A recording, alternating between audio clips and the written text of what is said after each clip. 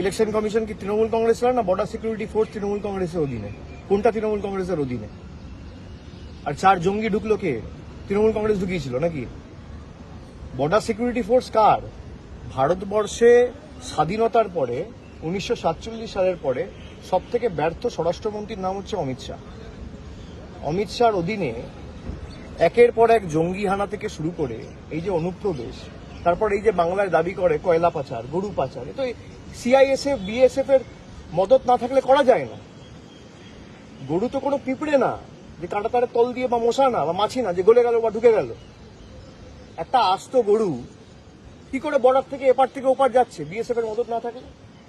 টাকা টাকার কাছে যায়। বিএসএফ এর কজনকে সিবিআই ইডি ডেকেছে? আমি অ্যারেস্ট করা ছেড়ে দিলাম, 5 বছর ধরে তদন্ত চলছে, একজনকে একটা সামান পার্টি এখনো পর্যন্ত ডাকেনি। কলিয়ারি গার্ড করে সিআইএসএফ। সিআইএসএফ এর কোনো কমান্ডেন্টকে ডেকেছে? সিআইএসএফ এর ডিজিকে ডেকেছে? বাংলাদেশ থেকে যদি কোনো অনুপ্রবেশকারী ঢোকে, তার সব থেকে বড় দায়িত্ব তো অমিত শাহ নিজের। তার তো ইস্তফা দেওয়া উচিত। আগে ইস্তফা দিক, তারপর প্রশ্ন করুক।